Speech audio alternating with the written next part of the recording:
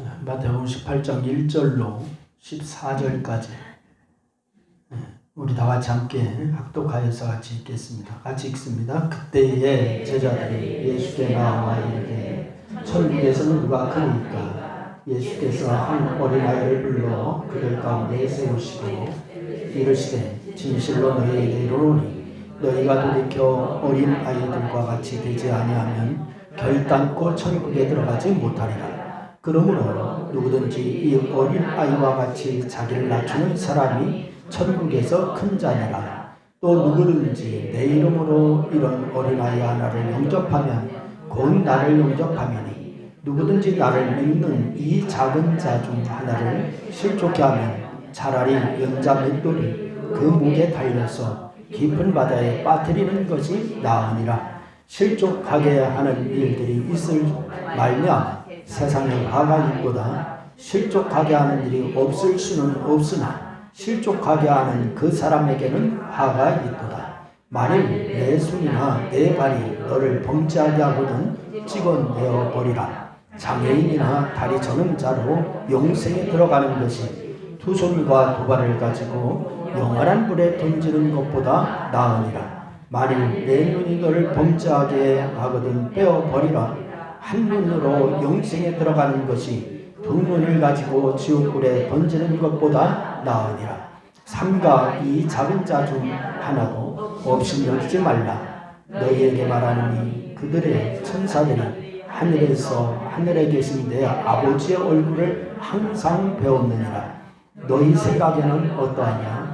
만일 어떤 사람이 양 100마리가 있는데 그 중에 하나가 길을 잃었으면 그 99마리를 산에 두고 가서 길 잃은 양을 찾지 않겠느냐? 진실로 너희에게 이르노니 만일 찾으면 길을 잃지 아니한 99마리보다 이것이 더 기뻐하리라. 이와 같이 이 작은 자 중에 하나라도 잃은 것은 하늘에 계신 너희 아버지의 뜻이 아니니라. 아멘. 우리 호산나 목장 찬양인데 우리 안수입사님 부부 찬양 하시기 바랍니다.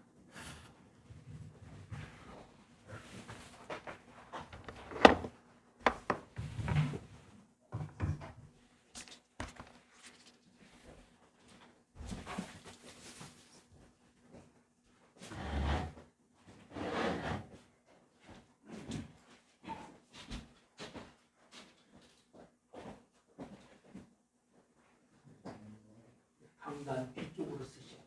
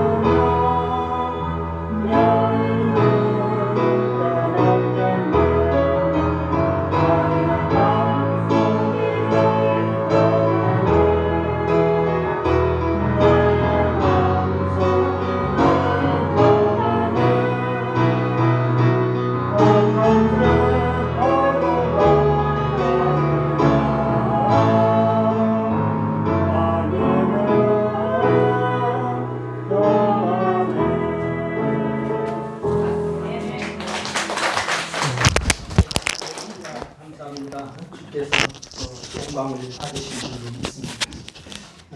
오늘도 참 좋은 날에 주님의 놀라운 종이 함께 하시는 줄로 믿습니다. 여러분, 오늘 이 오후 시간에는 하늘에 계신 아버지의 뜻이라고 하는 제목으로 같이 은혜를 나누려고 하는데, 여러분, 교회는 원래 건물을 의미하는 것이 아니라고 하는 거 우리가 잘 알고 있죠. 건물은 예배당입니다. 예배당. 교회당을 의미하죠. 그런데 이 교회는 원래 건물을 의미한 게 아니라 하나님의 뜻대로 부르심을 받은 자들의 모임. 이게 교회입니다. 그래서 하나님의 뜻대로 부르심을 받은 자들의 모임. 그래서 이 세상에서 많은 모임이 있는데 교회는 바로 그런 점에서 분명하게 구별되는 것입니다. 여러분, 성도라고 하는 말을 그저 뜻만 그대로 풀었으면은 어떤 뜻이 되느냐? 거룩한 무리. 이게 성도입니다. 뜻만 그대로 풀었쓴다면은 왜 성도라고 하는 것일까요? 그럼 왜 성도라고 하는가? 비록 이 땅에 있지만은 이 세상 사람들과 달리 하나님의 거룩한 뜻을 따라가는 자들이기에 성도라고 하는 거예요. 아멘. 하나님의 거룩한 뜻을 따라가는 자이기 때문에. 그래서 우리는 교회 또는 성도라고 하는 말을 들으면은 자연스럽게 세상과 구별되는 모습을 갖게 되는 것입니다. 여러분, 우리만 그런 것이 아니라 세상 사람들도 그렇습니다. 세상 사람들도 여러분, 이제 어떻게 하냐? 교회나 성도에 대해서 세상 사람들도 일반 세상 사람들보다는 더 높은 윤리적 기준을 요구하고 있습니다. 교회다, 성도다 그러면은 세상 사람들보다는 윤리적 기준을 더 높이 요구를 해요. 그래서 또한 그런 기준을 요구하는데, 근데 안타깝게도 교회나 성도는 이런 세상의 기준에 부합하지 못할 때가 더러 있다는 거죠. 아니, 많습니다. 더러 있는 것이 아니라 많이 있습니다. 그래서 세상 사람들이 교회를 우습게 여기는 이유가 뭐냐? 교회가 교회답지 못할 경우가 너무 많기 때문에 그런 거예요. 과거 역사를 보면은 교회가 교회다운 역할을 제대로 했습니다. 그래서 세상 사람들은 자신은 교회에 나가지 않더라도 자녀들은 다 어디 가라고 그래요? 교회 가라고 했습니다. 교회 가라. 그렇게 얘기했습니다. 왜냐하면 교회 가면은 새로운 거, 그리고 바른 거 배울 수 있기 때문에 교회 가라. 이렇게 얘기했습니다. 그래서 비록 자신들은 교회에 나가지 않더라도 자녀들은 교회에 보냈어요. 근데 요즘은 어떡하냐? 교회에 교자만 나와도 부정적으로 말을 하는 사람들이 많습니다. 그만큼 교회가 세상에서 웃음거리가 될 정도로 부족한 모습이 많았던 거예요. 여러분, 우리가 이걸 먼저 인식해야 합니다. 세상의 다른 모임들과 별반 다름 없이 욕심만 챙기기 바빠요. 그리고서 세속 사람들과 달리 거룩하지도 않아요. 자기들은 거룩하다라고 생각하지만 세속 사람들과 달리 거룩하지도 않아. 그래서 현대사회에서 교회는 그저 허튼 일, 풍작거리가 되고 말았어요. 여러분, 교회가 교회 내에서는 성령 충만하다, 은혜 받았다 막 이렇게 하지만은 세상에 나가면은 별반 다른 것이 나타나지 않고 있단 말이에요. 이런 교회나 성도에 대한 생각을 바꿀 수 있는 것은 세상이 아니라 교회가 바꿔야 되는 겁니다. 여러분, 성도가 이런 생각을 바꿔놓아야 됩니다. 여러분이 이런 생각을 바꿔놓으시기를 바랍니다. 어떻게 해야 할까요? 그러면 어떻게 해야 이런 것이 바꿔질 수가 있는가? 방법은 하나밖에 없어요. 그냥 교회가, 성도가 하나님 뜻대로 사는 것입니다. 할렐루야.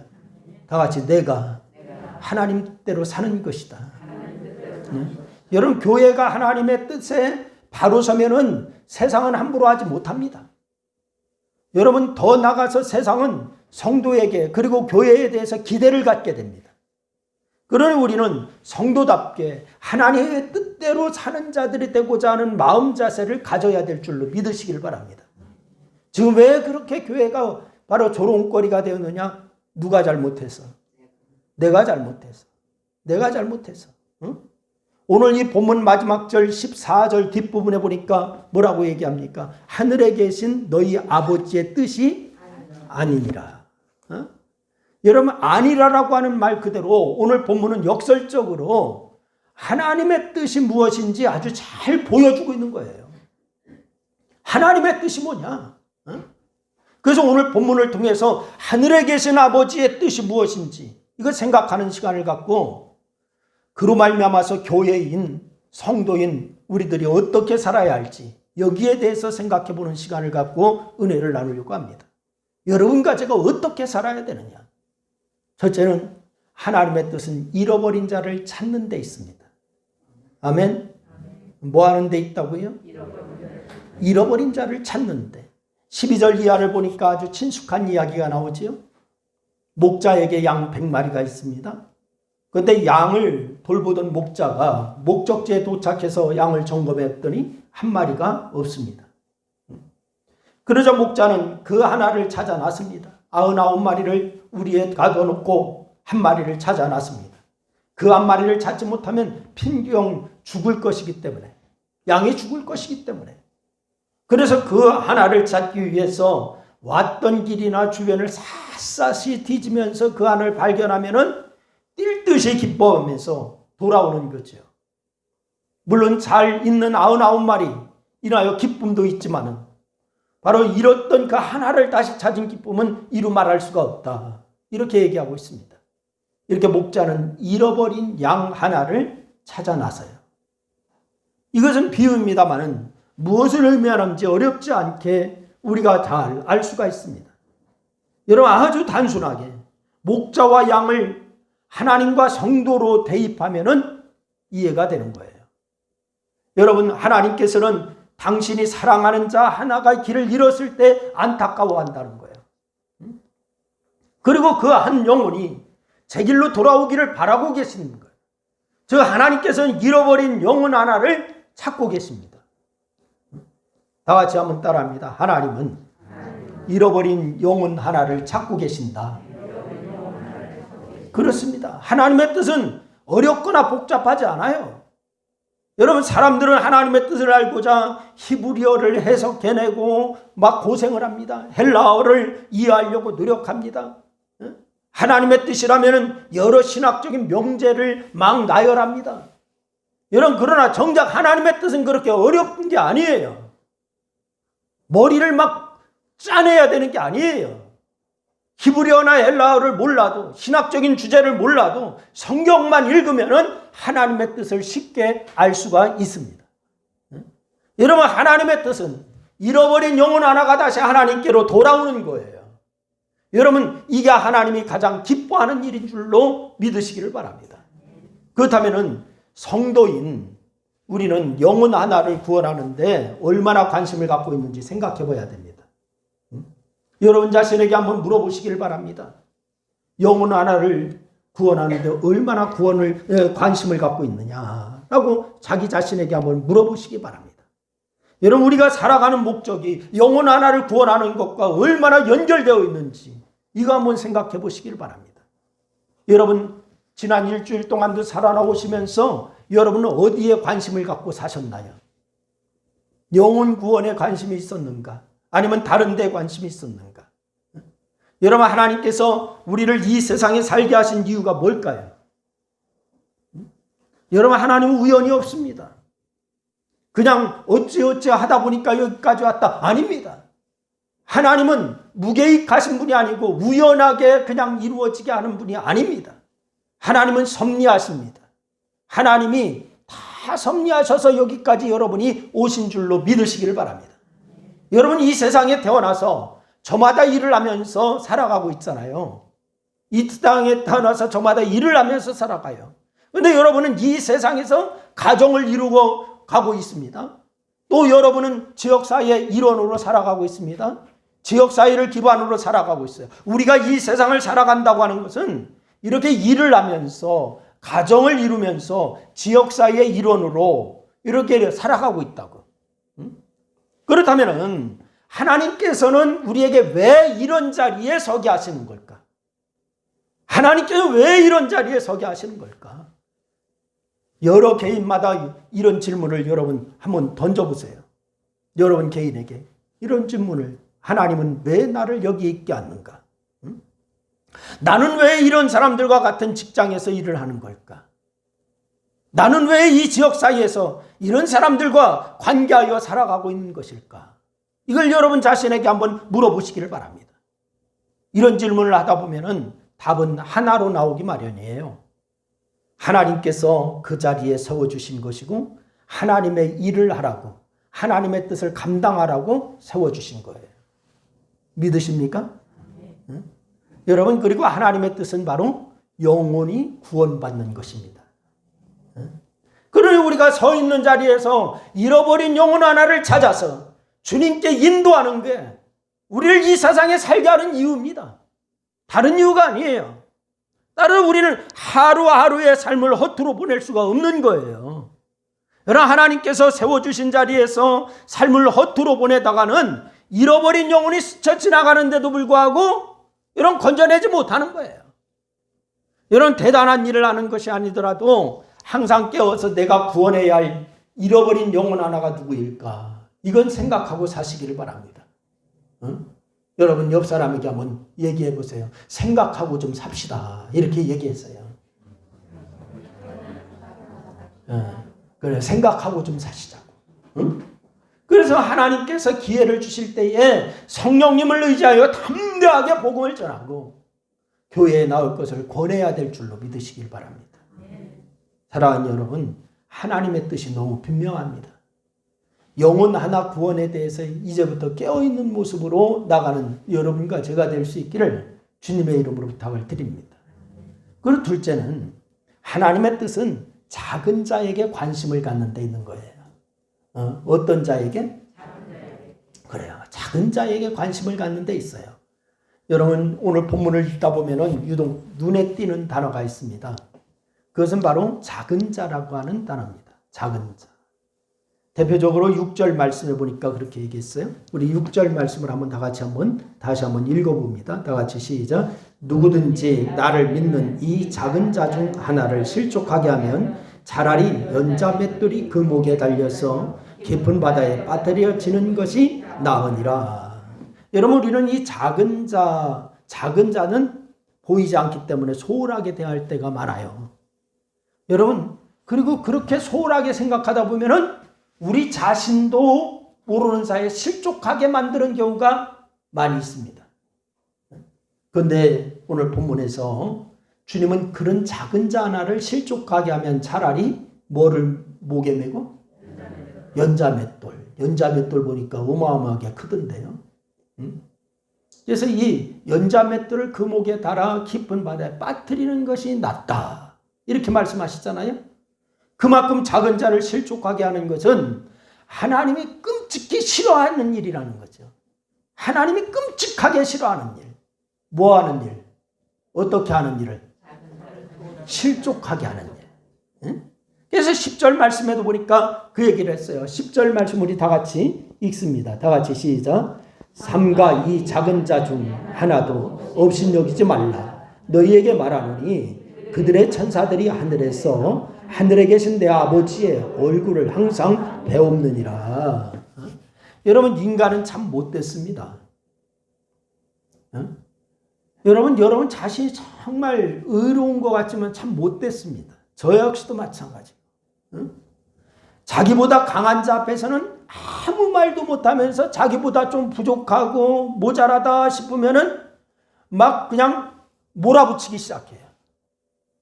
그래도 될 것 같죠. 그래서 막 그렇게 무시하기도 하고 막 이래요. 이렇게 작은 자는 힘이 없다는 생각에 업신여기기 쉽습니다.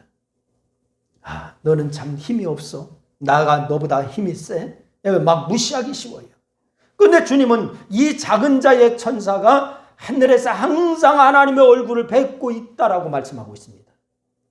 작은 자의 천사가 하늘에서 하나님의 얼굴을 항상 배웁고 있다. 그러니 여러분, 작은 자를 업신여긴 일은 하나님의 눈에 벗어나는 일입니다. 여러분, 하나님 눈에 드시는 자인가요? 벗어나는 자인가요? 오늘 14절 말씀에 보니까 이제 한번 14절을 또 읽습니다. 14절 다 같이 시작. 이와 같이 이 작은 자 중 하나라도 잃은 것은 하늘에 계신 너희 아버지의 뜻이 아니니라. 그럼 전체적으로 한번 정리하는 말씀이죠. 이게 14절이 전체적으로 정리하는 말씀이에요. 하나님은 작은 자 중 하나도 잃어버리는 것을 싫어하신다라고 하는 말씀입니다. 즉 작은 자 하나에게 깊은 관심을 갖는 것이 하나님의 뜻이다. 이렇게 말씀하고 있습니다. 그런데 이 작은 자라고 하는 것은 중의적 의미가 있어요. 이 작은 자라고 하는 것은 오늘 이야기의 시작 부분을 보면은 예수님께서 어린 아이를 가리켜서 이야기를 시작하셨어요. 그래서 4절까지만 해도 어린 아이라고 하는 말이 반복되어 나옵니다. 1절로부터 4절까지는 어린아이, 어린아이 이 말이 반복적으로 나와요. 그러다가 6절부터는 어린아이라고 하지 않고 어떻게 나오고 있습니까? 작은 자로 바뀌었어요. 1절로 4절까지는 어린아이가 반복적으로 나오다가 6절부터는 작은 어린아이라고 하지 않고 작은 자 이렇게 바꾸었어요. 원래 어린아이를 놓고 이야기했으니 작은 자라고 하는 것은 1차적으로 어린아이를 가리키는 거죠. 그러나 여기에 머물지 않고 그럼 작은 자가 누구냐? 그러면은 어린아이만 작은 자입니다. 이게 아니고요. 이 작은 자라고 하는 것은 여자, 노인, 세리, 창기 등 사이에서 외면당하는 자, 소외당하는 자 모두를 작은 자다. 이렇게 얘기하고 있습니다. 그래서 이게 중의적인 의미를 담고 있는 거예요. 예수님께서는 이런 의미까지 확장하셔서 이야기하신 거예요. 그래서 하나님의 뜻은 사회에서 작은 자로 여겨지는 자들에게 관심을 갖는 거예요. 아멘. 그래서 저는 현대 기독교가 이 점에서 하나님의 뜻을 놓치고 있지 않나 반성해야 된다고 생각이 들어요. 현대 기독교가 이런 점에서 반성해야 된다. 현대 교회는 매우 강성해졌습니다. 하다못해 제가 잘 아는 어느 목사님은 저에게 얘기하더라고. 자기의 교회의 재산이 지금 1,000억이 넘는데 저하고 아주 가까운 목사님이에요. 그래서 교회가 지금 몇 개 운영하고 있네. 23개인가 24개를 운영하고 있대. 그래서 올 들어서 다시 생각을 정리했는데 교회 9개만 남기고서 다시 정리하기로 했다. 이렇게 얘기하더라고. 여러분, 현대교회가 여기에서 우리가 반성해야 돼요. 매우 강성해졌어요. 놀랍도록 발전했어요. 사회에서도 하나의 세력을 이룰 정도로 힘을 가지고 있어요. 교회가요. 안타까우면서도 놀라운 점은 이런 세력을 갖고 이 교회는 서서히 빛을 잃어가고 있습니다. 세력을 갖고 있으면 빛을 더 비춰야 될 텐데 세력을 갖고 있으면서 빛을 잃어가고 있습니다. 이게 현대교회의 비극이에요. 이미 말씀드렸듯이 과거에는 세상 사람들이 교회라고 하면은 올바르고 새로운 것을 전달해 주는 곳이라고 여겼습니다. 그런데 이제는 하나의 세력을 이룬 기독교는 올바른 것을 이야기하는 것보다 별로 없습니다. 올바른 거 이야기하는 거. 그거 별로 없어요. 새로운 것을 이야기하는 것도 많지 않아요. 오히려 세상의 문화보다 뒤처져 있어요. 오히려 기득권에 기대서 더 큰 발전만 도모하는 때가 많아요. 그래서 대형교회라고 하는 교회의 목사님들은 그 정치하는 분들과 붙어서 그냥 아부나하고 뭐 이런 경우가 더 많은 것 같아요. 본질에서 벗어나기 시작하는 모습이에요. 이렇게 기독교가 비만해져서 자기 욕심만 부리는 것은 하나님의 뜻이 아닙니다. 이런 점에서 우리는 뼈를 깎는 고민을 하면서 초대교회로 돌아가려고 하는 몸부림침이 있어야 될 줄로 믿으시기를 바랍니다. 여러분, 그것은 바로 작은 자, 낮은 곳, 그늘진 사람들, 외면당하는 사람들, 이 편에 서는 거예요. 그렇게 하고 싶어도 우리가 정말 작은 교회이기 때문에 참 하고 싶어도 하지 못하는 것이 많은데, 그러나 우리가 할 수 있는 방법을 찾아야 됩니다. 그런 자들을 위해서 목소리를 내야 되고요. 이 부분에서도 대단한 일을 해야 하는 것은 아니에요. 아이고 목사님 우리는 너무 힘이 없는데 어떻게 해요? 아니 대단한 거 생각하니까 못한다고 하는 거예요. 항상 하나님의 일은 대단한 것에서 일어나는 게 아니에요. 여러분 작은 일이지만 하나님의 마음으로 서 있는 데서 일어나는 거예요. 이게 하나님의 일이에요. 그저 기도만 하는 것일 수도 있습니다.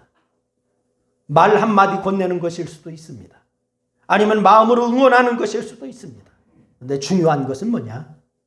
그런 작은 자들에게 우리의 마음이 가 있어야 한다는 거예요. 뭐가 가 있어야 된다? 마음이 가 있어야 된다. 여러분 그것이 하나님의 뜻이기 때문입니다. 여러분 작은 자에게 관심을 가질 수 있기를 주님의 이름으로 부탁을 드려요. 이게 하나님의 뜻입니다. 세 번째는 하나님의 뜻은 겸손해지는 거예요. 뭐 하는 거라고요? 겸손해지는 거예요. 여러분 오늘 이야기의 시작은 제자들이 주님께 나와서 1절에 천국에서 누가 큰 자입니까? 이렇게 묻습니다. 천국에서 누가 큰 자입니까? 제 친구 목사님이 좀 큰 교회를 해요. 좀 규모가 있는 교회를 하는데 그 교회를 내가 참 잘하는 교회인데 제 선배 목사님이 개척을 하고 너무 어려워서 미국에 있는 제 친구 목사님과 교환 목회를 했었어요. 그리고 친구 목사님 와서 교회를 건축을 했어요. 빚이 많아요. 그런데 그 교회 교인들이 인테리들이 많아요. 학박사들이 많고 석박사들 많고요. 막 그래요. 근데 견디다 못해서 이번에 사임을 하고 미국으로 다시 떠나요. 왜 그러냐? 겸손하지 못해서 그렇습니다. 섬기는 자의 자세를 갖지 않아서 그렇습니다. 누가요? 성도들이. 목사님이 한다고 많이 노력을 했어요. 그런데 도저히 내가 여기 있으면 내가 죽을 것 같다라고. 그래서 목사님이 미국으로 가기로 결정을 하고 사임을 했어요. 여러분 천국에서 누가 큰 자냐? 물어본 데서 오늘 본문이 시작하죠. 은근히 자기 자신들이 큰 자라고 생각해서 하는 질문이에요. 예수님에게 와서 천국에서 누가 큰 자입니까? 내가 이만큼 하니까 나를 좀 큰 자라고 할 수가 있지 않겠습니까? 이렇게 얘기하는 거예요. 그런 제자들에게 주님께서는 어린아이 하나를 불러 세우시더니 뭐라고 하냐? 어린 아이들과 같이 되지 않으면 결단코 어디에 들어가지 못한다? 천국에 들어가지 못한다. 그러고서 누구든지 이 어린아이와 같이 자신을 낮추는 자가 천국에서 큰 자니라. 이렇게 말씀하세요. 제자들의 의도와는 완전히 다른 말씀을 예수님께서 하셨습니다. 우리는 열심히 헌신한다고 하면서 이쯤이면 나도 뭔가 했다라고 할 수 있지. 이렇게 생각하고 우쭐댈 때가 좀 있습니다. 제자들이 당연히 자신들일 것이라고 하는 생각에 천국에서 누가 큽니까? 그래 네가 크지 이렇게 할 줄 알았어요. 하지만 그렇게 우리 자신이 높아지는 동안 영광은 우리에게서 떠나버린다라고 하는 사실을 우리가 알아야 됩니다. 다 같이 한번 따라합니다. 내가 높아지려고 할 때 하나님의 영광은 나에게서 떠난다. 그렇습니다. 하나님이 원하시는 것은 우리가 이 세상에서 높아지는 것이 아니라 낮아지는 거예요. 어린아이와 같이 낮아지고 겸손해지는 것이 하나님이 우리에게 바라시는 그런 모습입니다. 무엇보다도 예수님을 생각해 볼 필요가 있습니다. 예수님께서 이 땅에 오셔서 십자가를 지심으로 우리에게 구원이 이루어졌어요. 그런데 예수님이 인간이 되시고 십자가를 지신 일은 예수님에게 얼마나 낮아지신 일일까요? 예수님이 얼마나 낮아지신 일이에요. 인간이 되시고 십자가를 지고 침뱉음을 맞고 때림을 맞고 십자가에 못 박히고 죽임을 당하고. 여러분 우리가 현재 자신의 모습에서 얼마나 낮아지면 예수님처럼 낮아지는 걸 경험했다라고 할 수 있을까요? 인간은 우리가 아무리 낮아져 봤자 하늘 영광 그 본체까지 내려놓으시고 인간으로 성육신하신 예수님이 낮아지신 것에는 눈꼽만큼도 따라가지를 못하는 거예요. 예수님께서 내려놓으신 것은 하나님의 영광의 본체, 이걸 내려놓으셨어요.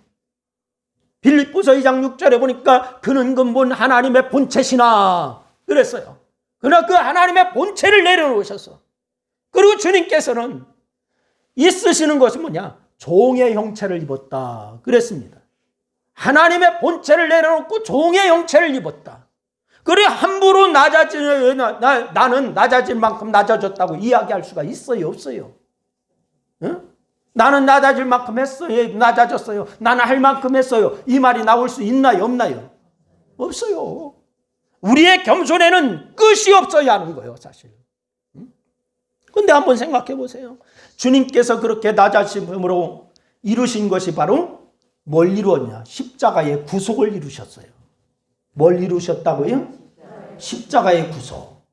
여러분, 우리도 스스로 겸손하게 낮아질 때에 비로소 우리를 통해서 구원이 퍼져나갈 줄로 믿으시기를 바랍니다.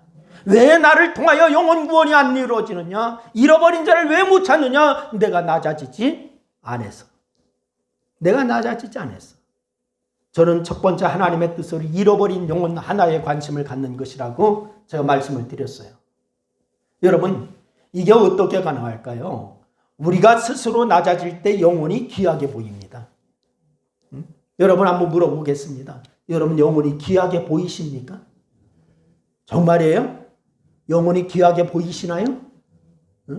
영혼이 귀하게 보이면 저 귀한 것, 우리가 금덩어리가 귀하다니까 김덩어리 갖고 싶어, 안 갖고 싶어? 갖고 싶어. 영혼이 귀하게 보이면 영혼 구원에 힘씁니다. 여러분 보세요. 그래서 우리가 낮아질 때 영혼이 귀하게 보이는 거예요. 또는 두 번째로 하나님의 뜻으로 작은 자에게 관심을 갖는 것이라고 말씀을 드렸어요. 여러분, 이건 역시 우리가 낮아질 때 가능합니다. 작은 자는 우리가 높은 자리에서 저들이 낮은 자로구나, 그러니 저들에게 가야지 해서 그렇게 되는 게 아니에요. 우리가 자신을 내려놓고 스스로 낮아지면은 작은 자들이 비로소 소중해 보이기 시작하는 거예요. 작은 자가 비로소 소중해 보이기 시작하는 거. 그것이 정말 소중하기에 그들에게 대해서 관심을 갖기 시작합니다. 그러니까 영혼 하나를 구원하는 것도, 작은 자에게 관심 갖는 것도 결국은 복음 안에서 우리가 낮아질 때 가능한 거예요. 뭐 할 때 가능하다고요? 낮아질 때. 이게 하늘에 계신 아버지의 뜻입니다. 사랑하는 여러분, 하나님의 뜻대로 서는 교회와 성도가 되시길 바랍니다. 저는 여러분 언젠가도 말씀드렸지요. 오늘 오전 시간에 또 이동원 목사님 책을 소개했는데, 이동원 목사님이 그런 간증을 한번 하는 것을 제가 들었어요. 교역자 회의를 하는데, 그 교회는 규모가 크기 때문에 교역자도 수십 명이잖아요. 교역자 전체 회의를 하는데 바로 전도사부터 실습 전도사부터 다 모이는 거예요. 근데 거기에서 전도사, 실습 전도사 하나가 목사님에게 그러더래요. 목사님, 예수님이 오늘 저녁에 오시면 우리 교회에 구원받는 사람이 몇 명이나 있을까요? 이러더래요. 그래서 그 얘기를 듣고서 저는 괘씸하네 이랬대. 회의 장소에서는 속으로. 근데 그날 저녁에 집에 가서 잘 나가니까 잠이 도저히 안 오더래요. 예수님이 오시면 우리 교회 구원받을 사람이 몇 명이나 있을까? 몇 명이나 있을까? 이게 머리에서 떠나지 않아서요, 잠을 잘 수가 없더래요. 여러분, 정말입니다.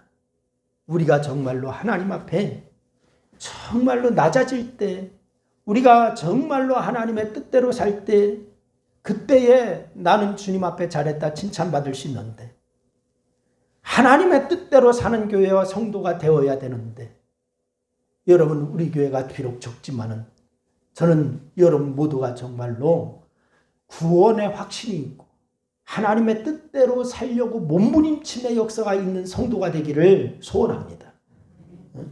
그래서 세상 사람들이 다시 교회에, 기독교에 빚을 졌다는 말을 하는 세상에 오게 만들었으면 좋겠어요. 야, 신광교회 성도들은 정말로 본받을 만해, 정말 예수 믿는 사람 같아, 이 말을 좀 들었으면 좋겠어요. 아멘 하셔야 돼요. 그게 하나님 나라가 이 땅에 이루어지는 거예요. 그게 하나님 나라가 이 땅에 이루어지는 거예요. 여러분 하나님 나라가 이 땅에 이루어지게 하시기를 바랍니다. 그것은 누가 하여야 하느냐? 내가 해야 되는 거예요. 할렐루야. 다 하나님의 뜻을 이루는 우리 신광교회 모든 성도들이 다 될 수 있기를 주의 이름으로 축원합니다. 기도하겠습니다. 하나님 고맙습니다. 하늘에 계신 아버지의 뜻이 무엇인가 오늘 말씀을 통하여 깨닫게 하시니 감사합니다. 하나님 저희들이 하나님의 뜻대로 사는 자들 되게 도와주시고 우리 자신이 정말 주님의 뜻을 이루는 참된 성도, 참된 그리스도인의 모습이 있게 하여 주옵소서. 예수님의 이름으로 기도했습니다. 아멘. 우리 찬양 한 장 드리고 중도문 하시겠습니다.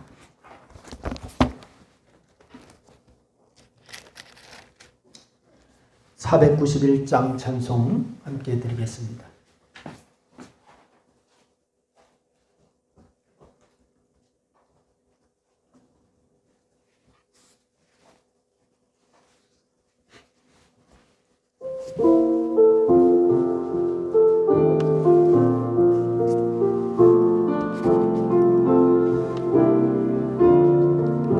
저 높은 곳을 향하여 날마다 나아갑니다. 내 뜻과 정성 모아서 날마다 기도합니다. 내 주여 내 맘 붙드사 그곳에 있게 하소서. 그곳은 빛과 사랑이 언제나 넘치옵니다. 괴로움과 죄가 있는 곳 나 비록 여기 살아도 빛나고 높은 저곳에 날마다 바라봅니다. 내 주여 내 맘 붙드사 그곳에 있게 하소서. 그곳은 빛과 사랑이 언제나 넘치옵니다.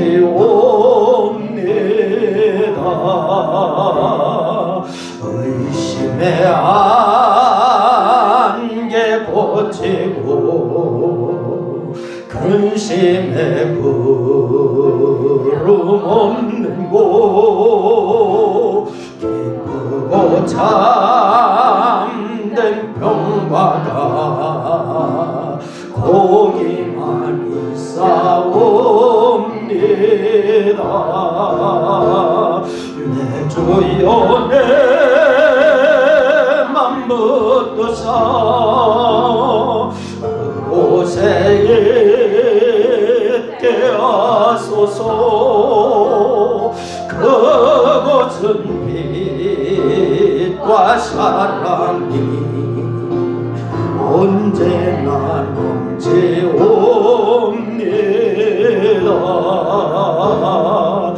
험하고 높은 이 길을 쌓으며 나아갑니다. 다시금 기도하오니 내 주여 인도하소서. 내 주여 내 맘 붙드사 그곳에 있게 하소서. 그곳은 빛과 사랑이 언제나 넘치오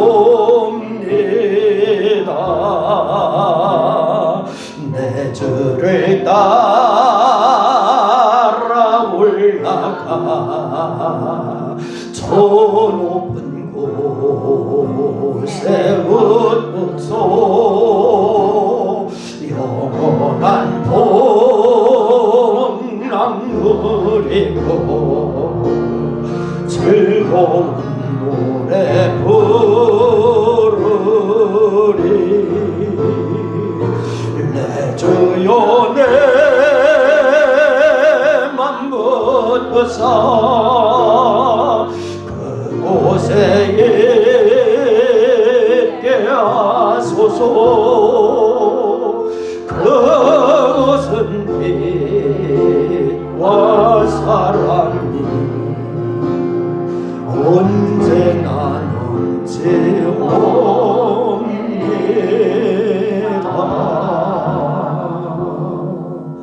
아멘. 하늘에 계신 우리 아버지여, 이름이 거룩히 여김을 받으시오며 나라의 마옵시며 뜻이 하늘에서는 것 같이 땅에서도 이루어지리이다. 오늘날 우리에게 일용할 양식을 주옵시고 우리가 우리에게 전자를 사준 것 같이 우리 죄를 사하여 주옵시고 우리를 시험에 들게 하지 마옵시며 다만 악에서 구하옵소서. 등의 나라와 권세와 영광이 아버지께 영원히 쌓옵나이다. 아멘.